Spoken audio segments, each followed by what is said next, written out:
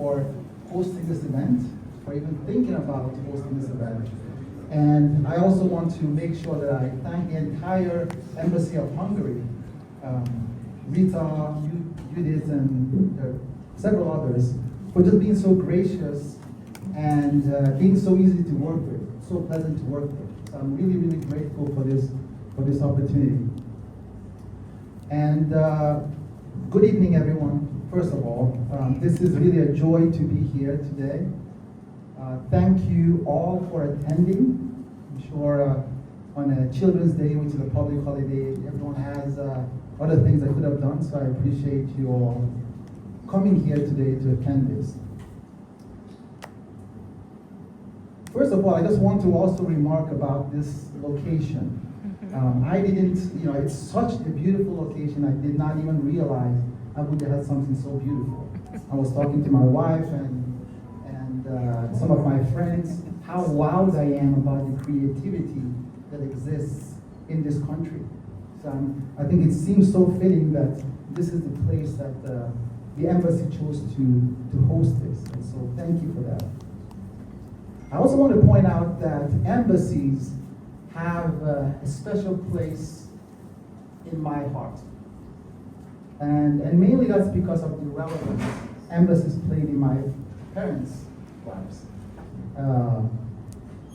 Two major things were related to embassies in my parents' life. One is the more pleasant one, which means that they got married actually in an embassy. So they got married in Hungary, but they got married in an embassy, the British embassy. And the second relevant period was much more tragic. They were heading to Lagos.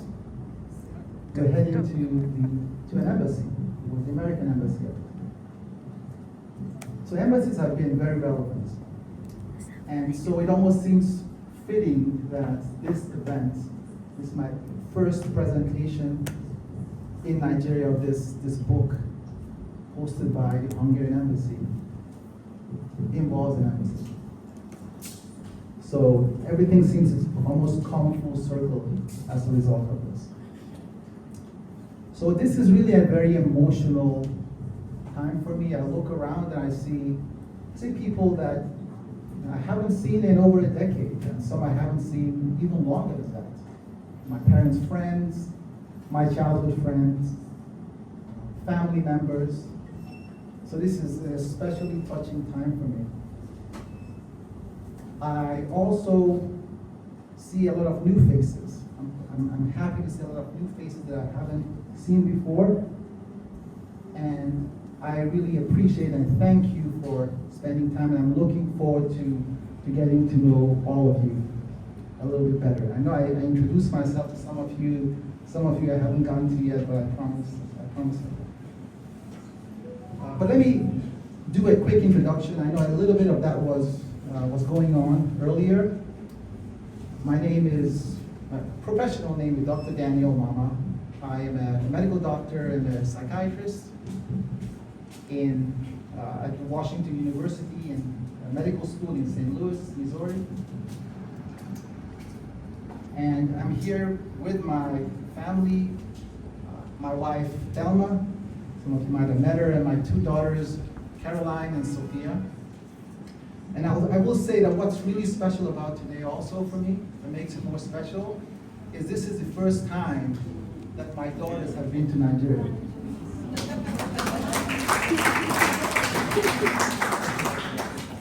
So please be nice to them so that we can keep So that makes things really special. But my colleagues and my friends usually refer to me using my first name, Daniel. Not Danny, not Dan, they just say Daniel. What's very interesting is that my family refers to me by my joint name, Tony. So what's also interesting is this is not just my Nigerian family that calls me that, but also my Hungarian family. Mm-hmm. Although my Hungarian family pronounces it a little bit different. It's more of like a Tonya. So that's what family calls me as. And the reason I point that out is that a lot of times when people have read the book, they ask me about, where are you? How come you're not in there? Or which one are you? And so I'm trying to preempt that question by saying that I'm actually finding the book. So putting that out there. So again, I'm really honored to present this book. It's my debut piece, As the Rivers Merge. Some of you may already know what the general premise is, but I will do a little bit of a summary. It is a love story. It is a story of two people merging, two people from diverse cultures, diverse geographical locations coming together and trying to deal with some of the challenges that come with being from different cultures, being from different places. It highlights some of the beauty that comes with understanding different cultures, learning about different cultures, embracing different cultures. It talks a lot about the successes of my parents, my mother, my father, but it also talks about a lot of the challenges that my parents went through, and there was a lot. My mother grew up under communism in Hungary. She was born at the end of World War II. My father also had a lot of political turbulence in his life. Professionally, there were lots of challenges that they dealt with. So this is really a story about that. And a lot of times when people hear that I wrote a book, they ask me, well, why did you write a book like this? Why did you even decide to write it? And I think the brief answer is that unfortunately there's so many beautiful stories around us. Here in Nigeria, if you were to really interview your family members and your ancestors, but a lot of those stories are forgotten.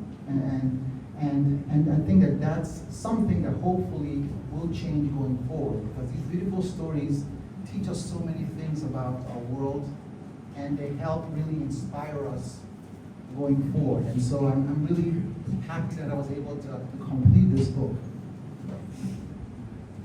But along these lines, I remember exactly when I started writing this book. This was exactly 13 years ago. How do I know? I know that because that was when my wife was pregnant with our first daughter. And that was when it really hit me that unfortunately my children, my little ones, are not going to know these two wonderful people. They're not going to know who their grandparents were. I remember having great experiences with my grandparents.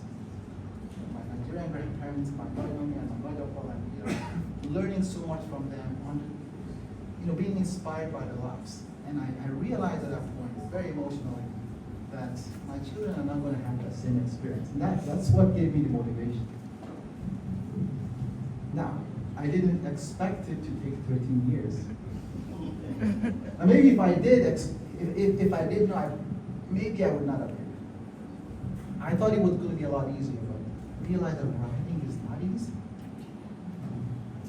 And it wasn't easy for me, partly because I was a physician. I had a life, and this was a crucial stage of my career. And I was also raising a family. So the timing of this was not ideal to learn how to write. I didn't have any training. I really have to figure this thing out. I overestimated my abilities initially. And so those things made it challenging. But I think the other thing that made it very challenging is the fact that I wanted to make sure that I get the story accurate. And I think that that's, because if I didn't do that, if I made up stuff and skimmed through important pieces of their life, I wouldn't do justice to my parents. And so because I was almost perfectionistic in that way, it really added many, many years to the project. And so it really took me that long. Now, I was fortunate that I had help. So I had to do a lot of research to get to a point where I could craft this narrative. I didn't realize how much I didn't know about my parents. I thought I knew everything. I didn't realize how much history of these two countries I didn't really understand, how it affected people. So I had to do a lot of research. I flew back and forth to Hungary to talk with my relatives, to talk with my friends of my parents from high school, to really try to get that story. Because this was before the internet, so you can't just Google it and get the information. So you really had to go to the horse's mouth, as they say.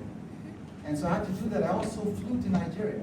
I had to go to the villages where my dad was affiliated, to Tombia, Nimbi, Obia, and to really interview people to try to understand what happened, what my dad's life was like when he was younger.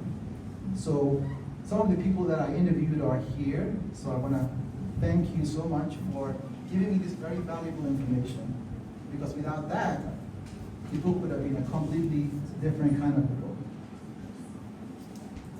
But I was also very fortunate that I also had access to a lot of text from my parents. My mother was a very avid writer. Wonder where I got it from. But she used to write, and this was before email, so people used to write a lot. I'm sure some of us remember. There were lots of physical letters that people used to write, and my mom used to do that. 70s, 80s, sometimes every week she would write, mainly to her grandparents, her siblings, sometimes her friends. And back then, they also didn't used to really throw letters away. So when they heard that I'm writing a book, I was shown hundreds of letters. They're open, they're written in cursive and whatnot. But this is a treasure trove of information that I was so fortunate, because it really allowed me to dive in to personal stories about my parents, only about my mom, somewhere about my dad. Usually it's about my mom, and this really added a deeper layer to the story that I try to present. I learned, we all know our parents for being a little, very idealistic. We often only think about the positives and the good things. We don't always remember, we don't always know the struggles that they went through. We don't really know the struggles that they went through. But these letters allowed me to get insight into what made her cry, what were her fears, what did she want to accomplish. Things weren't easy for her. She moved to Nigeria when she was a relatively young woman with 3 children at the time. Very different countries. Very different countries back then. And she had to adapt. She had to try to really be a part of this country, and it wasn't easy. And so she tried to use different methods to try to deal with that and try to feel whole. One of the very relevant things about my mother's story is her belonging to this organization. Some of you here may know. I'm guessing the Niger Wives. The Niger Wives is a national organization of women, foreign women who are married to Nigerians, and I think they have branches all over the country, or probably most states. And this organization was very helpful to my mother. It really provided a support system, right? I mean, back then they didn't have really psychiatrists or counselors or really people that you could talk to, and so to have friends, people that understand where you're coming from, was really important. In fact, when she was living in River State, Port Harcourt at the time, when the River State chapter of the Niger Wives was actually founded, and this was something that gave her such joy. And she was very involved. She even became River State president at one time, and so it was a very significant part of our lives growing up. My father didn't write quite as much, or at least not in the same way. He wasn't the type of person that would like write letters and sort of send them out. Well, what he did, what he did really well, that was great for the book, is that he religiously saved his professional documents. So we're talking about memos that he had at work during politics. He would save communication legal documents, meeting agendas, almost everything. I'm not even sure he knew why he was saving it. Maybe he thought at some point it would be relevant. But he did. And some of you may remember that he always had rows of files and folders behind his desk in his room with all kinds of notes and things in there. And I was able to get access to all those documents. And if you're writing a book, it's an amazing gift to be able to skim through, try to put together a very relevant narrative. And that's what this book kind of offers. So when you read this book, you're going to ask yourself, how does he know such intimate things about what happened in these private companies, right? He was working in the private sector at Shell, at the West African glass industry. But I was able to get access to exactly what happened, what were the problems within those places. He also worked in the public sector. He was the president of the Potako Chamber of Commerce, a very, very influential role. And he did keep a lot of documentations about the inner workings of that organization, what happened. So I was able to put that together. And perhaps more interestingly is when he was in politics. Some of you may remember he was a very prominent figure in River State politics in the late 1980s, early 1990s. He was actually the River State chairman of the Social Democratic Party, STP. Some of the older folks who know what those parties are, the younger ones are going to be. But it was actually one of two parties, and so this was a very, very influential role.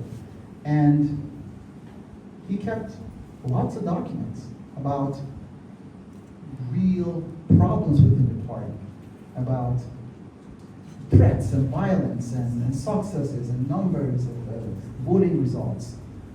I always knew that politics was cutthroat, but I didn't realize it was that crazy. It was really difficult for him. So the book gives a lot of really intimate details about some things that you probably will never really find anywhere else, because these things are not normally publicized. But usually when people ask me what I remember about my dad, it's not these things that I found in the documents. It's not his role in politics or in the private or public sector. I remember other things. I remember what his personality was like. If I was going to define my dad's personality, and I think we sort of alluded to some of the traits that he had, he was, I don't think I'm overstating it when I say he was very, very intelligent. He was top of his class. He was, he obviously got a scholarship to Hungary. Thank you, Hungary. And, he was able to think on his feet. He was really intelligent. He got a PhD. He got a scholarship to get a PhD in Manchester. Lots of people that had it at that time. So it was really brilliant. My mom would say he was also very charismatic. I guess that's true too. He was good at talking. He was almost a natural politician. He knew how to sort of charm people. But he was also very ambitious. He wanted great things. He always believed that he could be great and he could make great change around him.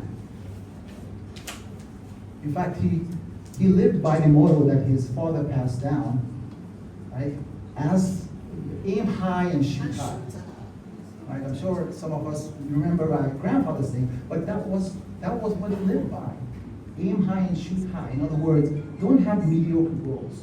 You know, aim for the stars and push yourself. Right? Push yourself to get there. Don't give up. Persevere. There will be ups and downs, but you keep pushing. And this was what he also tried to impart on his children. Also, he always pushed us that we shouldn't slack. Like, this is what will happen to you if you don't. Now, sometimes he would say it in a kinder way, sometimes he would say it in a harsher way. Like, there's this statement that my dad used to say a lot of times, especially when it looks like you're slacking. He was like, "You should like fool yourself." You know? And then we kind of back off and like, okay, wait, I get it. But that's what he was. He wanted us to be very, very ambitious and to try to accomplish great things. But that's not really what I'm most proud about my dad about. That's probably not the most relevant thing that I think about when I think about my dad. When I think about him, what I remember most, and I respect most, is that he was fiercely against corruption. And I'm telling you, that's not easy to do if you're in business, because you see it around you. You see people lie, cheat, steal without a conscience. It's easy to do. It's easy to fall into that trap. And in politics, it's not easy to do. And that's what I think made him almost a very unusual character at that time, because he didn't fall for those temptations that often befall a lot of us. He was ambitious. He tried to create major change for his community, the riverine population that was poor. There were no roads. He tried to push for change without paying people off, without cheating, without trying to get money. You know, a lot of people thought growing up that we were rich, right? Because my dad has, he's the chairman of SDP, or the product, he's heading the Chamber of Commerce. And we must be rich, but we were never rich. In fact, we always struggled. Right? And so that's testament to the fact that, he could fall into corruption, but he didn't. He wouldn't take flights. We're talking about this. He wouldn't fly. A lot of these big men would fly all the time back then. But he would go to the motor park, and he would take a regular bus. So that's what I'm really proud about him about. What do I remember about my mother? My mother is the personification of love and kindness. And she's the sort of person who would, if she hears that you have a problem, she will sit down with you and she will spend hours with you talking, not expecting anything in return, ignoring her own problems because she wants to help. And she would do this to people who are disabled, who are downtrodden in different ways. She doesn't care. She didn't care. She wanted to help. She wanted to listen. And I don't really know where that comes from. Right? Is it just a personality? Like, clearly she kind of grew up under difficult times and she saw a lot of people suffer. But I think a lot of it came from the fact that she had very strong faith.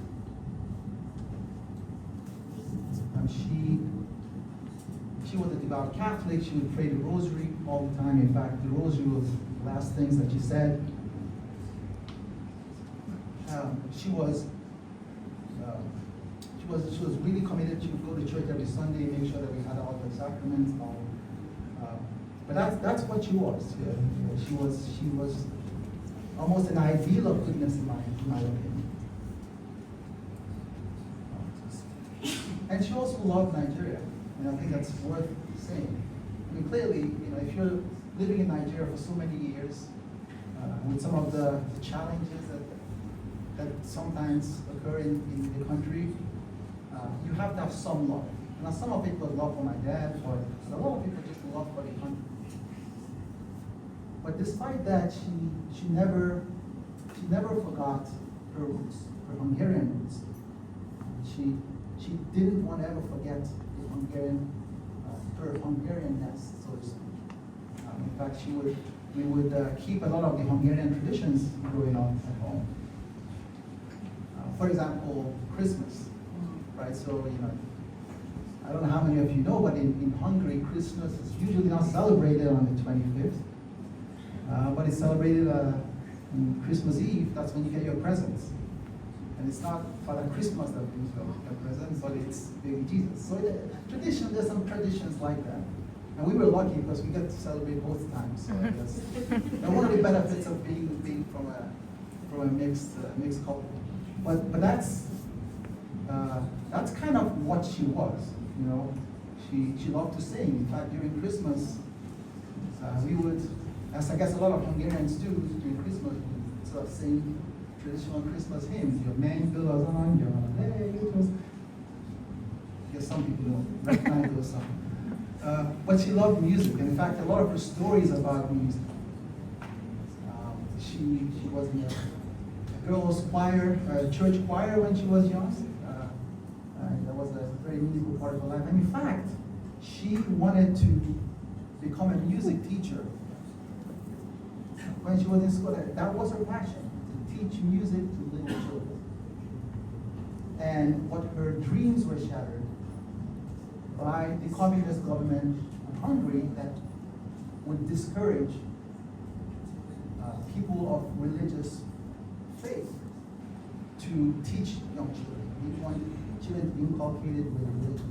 And so her dreams couldn't go as she wanted. And so a lot of her life was about trying to find her purpose. In fact, it's one of the themes in the book is, I couldn't be what I wanted, so what's my role? What is the purpose of my life? Why did God put me here? So there's a lot of deep details in this book. I hope that all of you get a chance to read it or skim it. I hope that you find it, first of all, I hope that you find it enjoyable, because a lot of effort was put into making sure it's readable to diverse audiences. So I really hope you do that. I think you may also find it very educational, because there's a lot of world history sort of sprinkled within the book, from communism to the revolution in Hungary, to World War II, to the independence of Nigeria in 1960, to the Biafra War, to state creation. Yeah, so it's really everything in there. So hopefully there's a lot of education for people. I think most importantly, I hope that this book will be an inspiration to people who are going through challenges, who are going through problems, to realize that you need to persevere. Lots of other people have gone through struggles and they've had good outcomes. So thank you again for coming here, and I look forward to meeting all of you.